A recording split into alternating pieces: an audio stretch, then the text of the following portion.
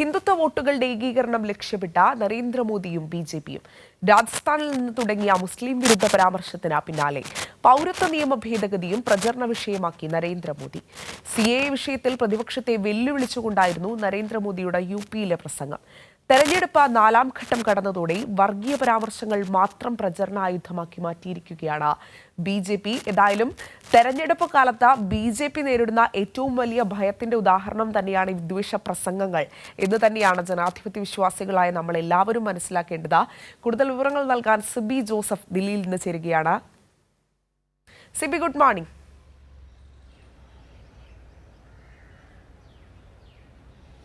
Anjana, good morning.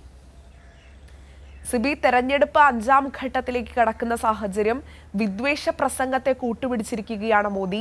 രാജസ്ഥാനിൽ കണ്ടത് ഉത്തർപ്രദേശിലും ആവർത്തിക്കുന്നു. ഇന്നലെ ഇന്ത്യ സഖ്യത്തെ, അതായത് പ്രതിപക്ഷത്തെ വെല്ലുവിളിക്കുന്ന കാഴ്ചയൊക്കെ നമ്മൾ UP-യിൽ കണ്ടതാണ്.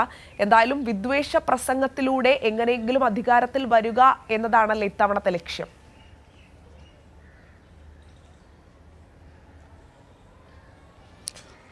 അഞ്ജന, തീർച്ചയായും ഈ തെരഞ്ഞെടുപ്പ് പ്രചാരണം വളരെ വലിയ ചൂടിലേക്ക് പോകുന്നു. പ്രത്യേകിച്ച് ഇനിയിപ്പോൾ 5ാം ഘട്ടത്തിലേക്ക് പോവുകയാണ്. ഏറ്റവും നിർണായകമായ സംസ്ഥാനങ്ങൾ UP, ബീഹാർ, ബംഗാൾ എന്നിവിടങ്ങളെല്ലാം തന്നെയും ഇനിയും തെരഞ്ഞെടുപ്പ് ബാക്കിയുണ്ട്. ഇവയെല്ലാം തന്നെയും ഇവിടെയെല്ലാം തന്നെയും 7 ഘട്ടങ്ങളായിട്ടാണ് തെരഞ്ഞെടുപ്പ്. എന്തായാലും ഈ ഒരു സമയത്ത് 1ാം ഘട്ടത്തിൽ തന്നെ ഈ ഒരു പ്രചരണം പൂർത്തിയാക്കി ആദ്യ വോട്ടെടുപ്പ് പൂർത്തിയാക്കുമ്പോൾ തന്നെ നരേന്ദ്രമോദി സർക്കാരിനും BJPക്കും വലിയ തിരിച്ചടി നൽകിക്കൊണ്ട് വലിയ രീതിയിൽ പോളിംഗ് ശതമാനത്തിൽ കുറവുണ്ടായി. മാത്രമല്ല, നേരത്തെ ഇത്തരത്തിൽ 400 സീറ്റ് എന്ന് പറഞ്ഞിരുന്ന മോദി ഇപ്പോൾ അതിനെക്കുറിച്ച് മിണ്ടുന്നില്ല. മാത്രമല്ല, മോദിയുടെ ഗ്യാരണ്ടി എന്ന ഒരു ഈ തെരഞ്ഞെടുപ്പ് പ്രചരണ ആയുധം തന്നെ ഇപ്പോൾ BJP മറന്നിരിക്കുന്നു. മറിച്ച് വിദ്വേഷ പ്രസംഗവും വർഗീയ പരാമർശവും പ്രത്യേകിച്ച് മുസ്ലിം വിരുദ്ധ പരാമർശവുമായി മുന്നോട്ട് പോവുകയാണ് നരേന്ദ്രമോദി. എന്തായാലും RSSന്റെ കൃത്യമായ അജണ്ട ഹിന്ദുത്വ അജണ്ട തന്നെയാണ്. ഈ ഒരു ഹിന്ദുത്വ അജണ്ടയിൽ ഊന്നിക്കൊണ്ട് പ്രത്യേകിച്ച് ഈ ഹിന്ദു വോട്ടുകളുടെ ഏകീകരണം ലക്ഷ്യമിട്ടുകൊണ്ട് നരേന്ദ്രമോദി ഇപ്പോൾ പരസ്യമായി രംഗത്ത് വന്നിരിക്കുന്നു. തീർത്തും തെരഞ്ഞെടുപ്പ് പ്രചരണ ചട്ട ലംഘനം തന്നെയാണ് ഇത്തരത്തിൽ നരേന്ദ്രമോദിയും BJP നടത്തുന്ന കാര്യത്തിൽ യാതൊരു സംശയവുമില്ല. എന്തായാലും കഴിഞ്ഞ ദിവസമെല്ലാം തന്നെ ഇപ്പോൾ പൗരത്വ നിയമ ഭേദഗതി കൂടി നരേന്ദ്രമോദി ഇപ്പോൾ എല്ലാ പ്രചരണ റാലികളിലും ശക്തമായി ഉന്നയിക്കുകയാണ്. പ്രത്യേകിച്ച് ഈ പൗരത്വ നിയമ ഭേദഗതി നടപ്പാക്കുമെന്നും ഇത് ഇല്ലാതാക്കാൻ ഇന്നിപ്പോൾ രാജ്യത്ത് ജനിച്ച ആർക്കും കഴിയില്ലെന്നും ഇതിന് പ്രതിപക്ഷത്തെ വെല്ലുവിളിക്കുന്ന ഒരു രീതിയിലേക്ക് കാര്യങ്ങൾ പോകുന്നു. പ്രത്യേകിച്ച് പൗരത്വ നിയമ ഭേദഗതി അടക്കമെല്ലാം തന്നെയും കൊണ്ടുവരികയും പിന്നീട് 14 പേർക്ക് കഴിഞ്ഞ ദിവസം പൗരത്വ നിയമം നൽകി എന്നെല്ലാം തന്നെയും വാർത്തകൾ വന്നിരുന്നു. മാത്രമല്ല, 300-ലധികം പേർക്ക് ഓൺലൈൻ വഴി പൗരത്വം തിരക്കത്തിൽ നൽകുകയും ചെയ്തു. പ്രത്യേകിച്ച് സുപ്രീം കോടതിയിലെ പരിഗണനയിൽ ഈ കേസ് നിലനിൽക്കുമ്പോഴാണ് പൗരത്വമെല്ലാം തന്നെ നൽകിക്കൊണ്ട് ഇത്തരത്തിൽ CAA വിഷയം കത്തിച്ചു നിർത്തുന്ന ഒരു സാഹചര്യം ഇപ്പോൾ ഈ പ്രചരണ ഘട്ടത്തിൽ ഇത്തരത്തിൽ നരേന്ദ്രമോദി നടത്തുന്നത്. സ്വാഭാവികമായും അത് BJPയുടെ ലക്ഷ്യം ഈ ഹിന്ദു വോട്ടുകൾ ഏകീകരിക്കുക എന്ന് തന്നെയാണ്. നമുക്കറിയാം, രാജസ്ഥാനിലാണ് മുസ്ലിം വിരുദ്ധ പരാമർശവുമായി ആദ്യം മോദി രംഗത്ത് വന്നത്. ജനകീയ വിഷയങ്ങളെല്ലാം തന്നെയും ചർച്ച ചെയ്യാതെ പ്രത്യേകിച്ച് വർഗീയ പരാമർശങ്ങൾ ചർച്ച ചെയ്യുകയും വിദ്വേഷ പ്രസംഗങ്ങളിലൂടെ ഹിന്ദു വോട്ടുകൾ ഏകീകരിക്കുക എന്ന ലക്ഷ്യം തന്നെയാണ് നരേന്ദ്രമോദി ഇപ്പോൾ മുന്നോട്ട് വയ്ക്കുന്നതും. ഇന്നും UP-യിൽ നരേന്ദ്രമോദിയുടെ പ്രചരണ റാലികളുണ്ട്.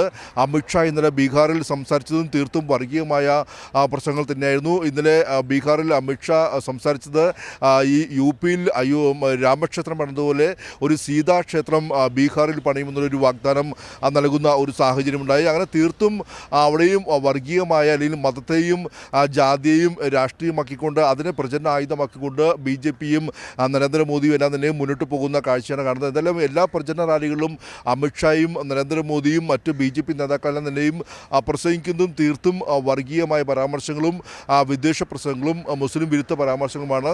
എന്തായാലും ഇവരെല്ലാം തന്നെ ലക്ഷ്യം ഈ ഹിന്ദു വോട്ടുകൾ, പ്രത്യേകിച്ച് നോർത്ത് ഇന്ത്യയിൽ ഹിന്ദു വോട്ടുകൾ പരമാവധി നേടിയെടുക്കുമെന്ന് തന്നെയാണ്. എന്തായാലും ഈ പോളിംഗ് ശതമാനത്തിൽ വലിയ കുറവുണ്ടായതെല്ലാം തന്നെ വലിയ തിരിച്ചടിയാണ് BJPക്ക് ലഭിച്ചത്. മാത്രമല്ല, ഇപ്പോഴത്തെ ഘട്ടത്തിൽ ഈ ഒരു 400 എന്ന സംഖ്യ പറഞ്ഞ നരേന്ദ്രമോദിക്ക് ഇപ്പോൾ ആ ഒരു ഘട്ടത്തിൽ ഇപ്പോഴത്തെ ഒരു തെരഞ്ഞെടുപ്പ് പ്രചരണവും അല്ലെങ്കിൽ ഒരു 4 ഘട്ടം പൂർത്തിയായപ്പോഴെല്ലാം തന്നെയും തങ്ങളുടെ നില അത്ര പരുങ്ങലിലാണെന്ന് കൃത്യമായി BJP തിരിച്ചറിഞ്ഞിരിക്കുന്നു. ഇതിൻ്റെ ഘട്ടത്തിലാണ് ഇപ്പോൾ ഒരു തെരഞ്ഞെടുപ്പ് പ്രചരണത്തിൽ തന്നെ വലിയ മാറ്റമുണ്ടാകുന്നത്. അതേസമയം തന്നെ നമ്മൾ നോക്കിക്കാണേണ്ട മറ്റൊരു പ്രധാനപ്പെട്ട വസ്തുത ഈ കർഷക മേഖലയിൽ വലിയ പ്രതിഷേധം BJPക്കെതിരെ ഇപ്പോഴും ഉയർന്നു വരുന്നു എന്നുള്ളതാണ്. പ്രത്യേകിച്ച് ഇന്നലെ ഹരിയാനയിലും മഹാരാഷ്ട്രയിലും എല്ലാം തന്നെയും നരേന്ദ്രമോദിയും അമിത്ഷായും നടത്താനിരുന്ന പല റാലികളും റദ്ദാക്കി എന്നുള്ള വാർത്തകൾ കൂടി വരുന്നുണ്ട്. പ്രത്യേകിച്ച് ഹരിയാനയിൽ കർഷക രോഷത്തിൽ നിന്ന് അമിത്ഷായുടെ റാലി ഇപ്പോൾ റദ്ദാക്കിയിരിക്കുകയാണ്. എന്തായാലും ഈ കേന്ദ്ര സർക്കാരിനെതിരെ വലിയ രീതിയിൽ പ്രക്ഷോഭം നടത്തിയ കർഷക പ്രതിഷേധം ഏറ്റവും കൂടുതൽ അലോലികൾ ഉയർന്ന ഒരു സംസ്ഥാനം കൂടിയാണ് ഹരിയാന, പഞ്ചാബ് സംസ്ഥാനങ്ങൾ. ഇവിടെയെല്ലാം തന്നെയും കർഷകർ വലിയ പ്രതിഷേധത്തിലാണ്. അത് ഈ ഒരു വോട്ടെടുപ്പിലും കൂടുതൽ പ്രതിഫലിക്കുന്നു എന്നുള്ളതും BJPയെ സംബന്ധിച്ച വലിയ തലവേദന തന്നെയാണ്. പ്രത്യേകിച്ച് കഴിഞ്ഞ ദിവസം ഇന്നലെ ഗുരുഗ്രാമിൽ നടത്താനിരുന്ന ഈ അമിത്ഷായുടെ റാലിയും ഇന്നിപ്പോൾ റോഹ്തക്കിലും കർണാൽ മണ്ഡലങ്ങളിലും നടത്താനിരുന്ന റാലിയും അമിത്ഷായുടെ റാലിയും റദ്ദാക്കിയതായി ഇന്നലെ ഇപ്പോൾ അറിയിച്ചിട്ടുണ്ട്. അതുമാത്രമല്ല നരേന്ദ്രമോദിയുടെ റാലിയുടെ കാര്യത്തിലും വളരെ വലിയ അനിശ്ചിതത്വമാണ് ഉള്ളത്. നരേന്ദ്രമോദി 18-ാം തീയതി സോനിപത്തിലും അംബാലയിലും അതോടൊപ്പം തന്നെ 23-ന് മഹേന്ദ്രഗഡിലും ഹരിയാനയിൽ നടത്താനിരുന്ന റാലിയും ഇപ്പോൾ റദ്ദാക്കിയതായിട്ടുള്ള വിവരങ്ങൾ നമുക്ക് ലഭിക്കുന്നു. അങ്ങനെ ഒരു കർഷക രോഷം ഭയന്നുകൊണ്ട് ആ റാലികൾ റദ്ദാക്കേണ്ട ഒരു സാഹചര്യത്തിലേക്ക് BJPക്ക് മാറുകയാണ്. പ്രത്യേകിച്ച് കഴിഞ്ഞ ദിവസം കർണാടക മണ്ഡലത്തിലെ സ്ഥാനാർത്ഥിയും മുൻ മുഖ്യമന്ത്രിയുമായ മനോഹർ ലാൽ ഖട്ടറിൻ്റെ പ്രചരണ റാലി അടക്കമല്ലാതിനെയും തടസ്സപ്പെടുന്ന ഒരു സാഹചര്യമുണ്ടായി. കൂടാതെ മഹാരാഷ്ട്രയിലും വലിയ രീതിയിൽ നരേന്ദ്രമോദിയുടെ പ്രസംഗം പോലും തടസ്സപ്പെടുന്ന രീതിയിലേക്ക് കർഷകരുടെ പ്രതിഷേധമുണ്ടാകുന്ന ഒരു പശ്ചാത്തലമുണ്ടായി. ഇങ്ങനെ കർഷക പ്രതിഷേധവും വലിയ തലവേദനയും പ്രതിസന്ധിയുമായി നരേന്ദ്രമോദിക്ക് ഉണ്ടാവുകയാണ്. അങ്ങനെ ഇത്തരം ജനകീയമായ വിഷയങ്ങളിൽ നിന്നും ശ്രദ്ധ മാറ്റിവിടുക എന്ന ലക്ഷ്യത്തോടെയാണ് ഇപ്പോൾ ഈ CAA വിഷയമടക്കമല്ലാതിനെയും പ്രചരണ ആയുധമാക്കിക്കൊണ്ട് വർഗീയ പരാമർശങ്ങളുമായി ഇപ്പോൾ BJP മുന്നോട്ട് പോകുന്നത്. പ്രത്യേകിച്ച് UPയിലെ പ്രധാനപ്പെട്ട പ്രചരണ ആയുധം എന്ന് പറയുന്നത് അയോധ്യ രാമക്ഷേത്രം തന്നെയാണ് എന്ന കാര്യത്തിൽ യാതൊരു സംശയമില്ല. അതോടൊപ്പം തന്നെ ഈ ഒരു പൗരത്വ നിയമ ഭേദഗതിയും വളരെ വലിയ രീതിയിൽ സജീവമാക്കണം. നരേന്ദ്രമോദി ഇന്നും മോദിയുടെ നിരവധി റാലികൾ UPയിലും മറ്റുമായിട്ടുമുണ്ട്. ഇന്നലെ അമിത്ഷാ ബീഹാറിലുണ്ടായിരുന്നു, കഴിഞ്ഞ ദിവസം ബംഗാളിലുണ്ടായിരുന്നു. ബംഗാളിൽ പ്രത്യേകിച്ച് കുടിയേറ്റ മേഖലയെല്ലാം തന്നെയും ഈ പൗരത്വ നിയമ ഭേദഗതി തന്നെയായിരുന്നു പ്രധാനപ്പെട്ട പ്രചരണ ആയുധം BJPയുടേത്. എന്തായാലും മോദിയുടെ ഗ്യാരണ്ടി എല്ലാം തന്നെ ഇപ്പോൾ പ്രചരണ വിഷയമല്ല, മറിച്ച് വർഗീയ പരാമർശങ്ങളും വിദ്വേഷ പ്രസംഗങ്ങളുമായി നരേന്ദ്രമോദിയും BJPയും ഈ ലോക്സഭാ തെരഞ്ഞെടുപ്പിൽ ഇപ്പോൾ മുന്നോട്ട് പോവുകയാണ്. പ്രത്യേകിച്ച് പോളിംഗ് ശതമാനം കുറയുന്നതെല്ലാം തന്നെയും വളരെ വലിയ ആശങ്ക BJPയിൽ ഉണ്ടാക്കിയിട്ടുണ്ട്.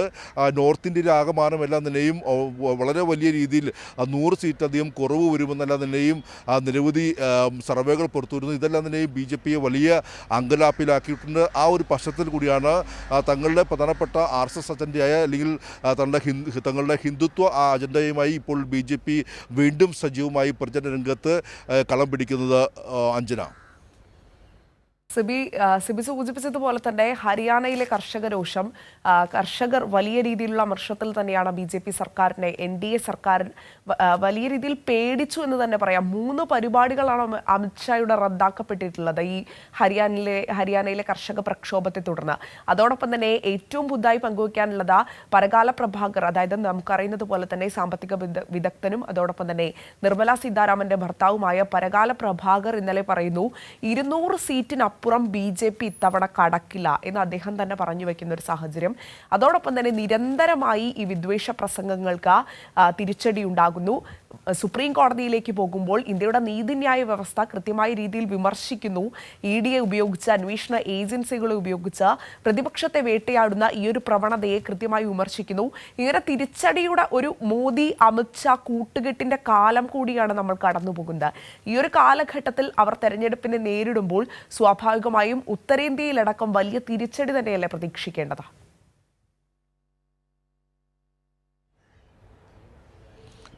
തീർച്ചയായും അത് തന്നെയാണ്. ഇന്നലെ കൊൽക്കത്തയിൽ CPM ജനറൽ സെക്രട്ടറി സീതാറാം യെച്ചൂരിയുടെ പ്രസംഗവും ഏറ്റവും ശ്രദ്ധേയമാണ്. അദ്ദേഹം പറഞ്ഞത് NDAയെ സംബന്ധിച്ച് ഇപ്പോൾ വലിയ അങ്കലാപ്പിലാണ്. മാത്രമല്ല ഇപ്പോൾ ഇന്ത്യ സഖ്യം, പ്രതിപക്ഷ സഖ്യമായ ഇന്ത്യ മുന്നണി ഒരു വലിയ രീതിയിൽ മുന്നേറ്റമുണ്ടാക്കുകയും ഈ കേന്ദ്ര സർക്കാർ രൂപീകരിക്കുന്ന രീതിയിൽ വലിയ രീതിയിലുള്ള ഒരു കേവല ഭൂരിപക്ഷത്തിലേക്ക് ഇന്ത്യ സഖ്യം മാറുന്ന ഒരു പശ്ചാത്തലം, രാഷ്ട്രീയ സാഹചര്യം കൂടി ഇപ്പോൾ ഉണ്ടായിരിക്കുന്നു. ഇന്നലെ സീതാറാം യെച്ചൂരി പ്രസംഗിച്ചു. എന്തായാലും ഈ മോദിയുടെ ഗ്യാരണ്ടിയെക്കുറിച്ച് ഇപ്പോൾ കേൾക്കാനില്ലെന്നും അദ്ദേഹം ഇന്നലെ ആരോപിക്കുകയും ചെയ്തു. എന്തായാലും ഇതോടൊപ്പം തന്നെ ഇപ്പോൾ നേരത്തെ അഞ്ജന പറഞ്ഞ പോലെ തന്നെ ഈ കേന്ദ്ര ധനകാര്യമന്ത്രി നിർമ്മല സീതാരാമൻ്റെ ഭർത്താവും സാമ്പത്തിക വിദഗ്ധനുമായ പരകാല പ്രഭാകറും ഇന്നലെ വീണ്ടും അദ്ദേഹം എപ്പോഴും നരേന്ദ്രമോദി സർക്കാരിനെതിരെ വളരെ വലിയമായി രൂക്ഷമായ രീതിയിൽ വിമർശിക്കുന്ന ആൾ കൂടിയാണ് അദ്ദേഹം. ഇന്നലെ അദ്ദേഹം ഒരു പ്രസ്താവന നടത്തിയത് മോദിക്ക് അല്ലെങ്കിൽ BJPക്ക് 200 സീറ്റ് പോലും ലഭ്യമാകില്ല എന്നുള്ള വിലയിരുത്തൽ കൂടി അദ്ദേഹം നടത്തിയിരിക്കുന്നു. എന്തായാലും ഉത്തരേന്ത്യയിൽ മാത്രം BJPക്ക് 80 മുതൽ 95 സീറ്റുകൾ വരെ നഷ്ടപ്പെടുമെന്നും അദ്ദേഹത്തിൻ്റെ ഒരു വിലയിരുത്തൽ കൂടി ഉണ്ടായിരിക്കുന്നു. അങ്ങനെ പൊതുവെ BJPക്ക് ആശ്വാസകരമായ ഒരു രാഷ്ട്രീയ സാഹചര്യമല്ല ഉത്തരേന്ത്യയിൽ പോലും ഉള്ളതെന്നുള്ളതാണ് ഏറ്റവും പ്രധാനപ്പെട്ട കാര്യം. പ്രത്യേകിച്ച് നമുക്കറിയാം കർഷകർ വലിയ പ്രതിസന്ധിയിൽ മുന്നോട്ട് പോകുന്നു. ജനജീവിതം വളരെ ദുരിതമായി മുന്നോട്ട് പോകുന്നു. വളരെ വലിയ വിലക്കയറ്റം, തൊഴിലില്ലായ്മ അടക്കമുള്ള നിരവധി ജനകീയ വിഷയങ്ങളുണ്ട്. ജനങ്ങൾ ജീവിക്കാൻ വേണ്ടി പാടുപെടുന്ന ഒരു സാഹചര്യം നിലവിലുണ്ട്. ഇതെല്ലാം തന്നെയും വളരെ വലിയൊരു ജനകീയ രോഷം BJPക്കെതിരെ ഉണ്ടായിട്ടുണ്ട് എന്ന കാര്യത്തിൽ യാതൊരു സംശയമില്ല. കഴിഞ്ഞ 10 വർഷത്തിനിടെ തൊഴിലില്ലായ്മ വളരെയധികം രൂക്ഷമാവുന്നൊരു രാഷ്ട്രീയ സാഹചര്യം കൂടിയുണ്ട്. അങ്ങനെയെല്ലാം തന്നെയും ജനങ്ങൾ ഈ ഒരു മോദി ഭരണത്തിൽ മടുത്തു നിൽക്കുമ്പോഴാണ് ഇത്തരത്തിൽ BJPയെ സംബന്ധിച്ച ഒരു തെരഞ്ഞെടുപ്പിലേക്ക് പോകുന്നത്. സ്വാഭാവികമായും അത് ഒന്നാം ഘട്ടത്തിൽ തന്നെ ഇത് ഒരു വലിയ തിരിച്ചടിയാകുമെന്ന് മോദി തിരിച്ചറിഞ്ഞിരുന്നു.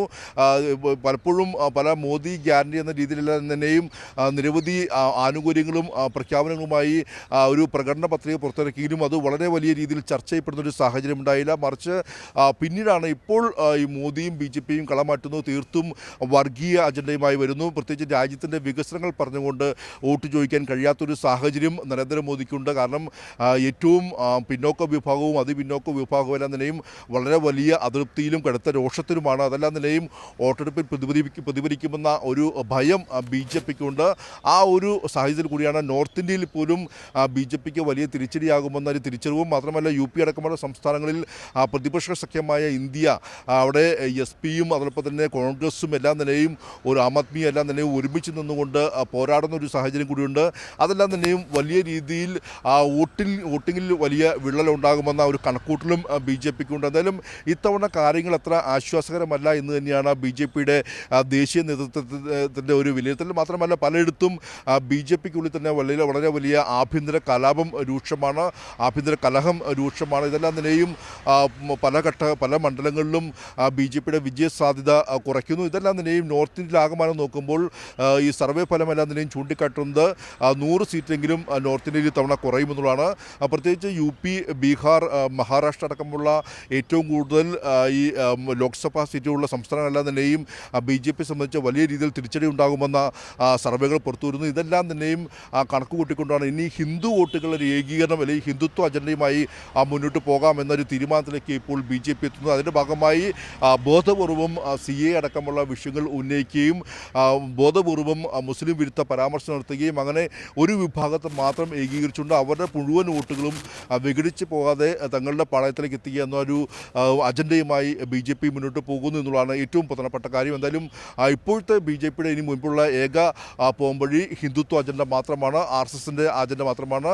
അതുകൊണ്ട് അയോധ്യ രാമക്ഷേത്രവും CAA വിഷയവും വർഗീയ പരാമർശങ്ങളും വീണ്ടും കടുപ്പിച്ചുകൊണ്ട് ഇനി മുന്നോട്ട് പോകാൻ തന്നെയാണ് BJPയുടെ തീരുമാനം. അതുതന്നെയാണ് കഴിഞ്ഞ 2-3 ദിവസങ്ങളിലായി നരേന്ദ്രമോദിയും അമിത്ഷായും എല്ലാ സംസ്ഥാനങ്ങളിലും റാലികളിൽ മാറി വർഗീയ പരാമർശം നടത്തുന്നു. അതേസമയം തന്നെ നമ്മൾ നോക്കിക്കാണേണ്ട മറ്റൊരു വിരോധാഭാസം ഈ ഒരു വർഗീയ പരാമർശവും ജാതിയും മതവും പറഞ്ഞുകൊണ്ട് വോട്ട് ചോദിക്കുമ്പോഴും തെരഞ്ഞെടുപ്പ് കമ്മീഷൻ അതിനെ നിയന്ത്രിക്കുകയോ നിരവധി പരാതികൾ ലഭിച്ചിട്ട് പോലും ഒരു പരാതി പോലും നടപടിയെടുക്കാനോ തെരഞ്ഞെടുപ്പ് കമ്മീഷനും ഇതിൽ തീരുമാനങ്ങൾ എടുക്കുന്നില്ല എന്നുള്ളതും മറ്റൊരു പ്രധാനപ്പെട്ട കാര്യമാണ്. എന്തായാലും നമുക്കറിയാം എല്ലാ ഭരണഘടനാ സ്ഥാപനങ്ങളെല്ലാം തന്നെയും വർഗീയവൽക്കരിച്ചുകൊണ്ട് മുന്നോട്ട് പോകുന്ന ഒരു നയമായിരുന്നു നരേന്ദ്രമോദി സർക്കാരിൻ്റേത്. തീർത്തും സ്വാഭാവികമായും തെരഞ്ഞെടുപ്പ് കമ്മീഷനിൽ നിന്നും മറ്റൊരു തീരുമാനം നമുക്ക് പ്രതീക്ഷിക്കേണ്ടതുമില്ല. എന്തായാലും നരേന്ദ്രമോദിയും BJPയും അമിത്ഷായും എല്ലാം തന്നെയും വർഗീയ പ്രചരണവുമായി മുന്നോട്ട് പോവുകയാണ്. അഞ്ജന. ശരി, സിബി ജോസഫാണ് എന്തായാലും വിശദമായ വിവരങ്ങൾ പങ്കുവച്ചത്.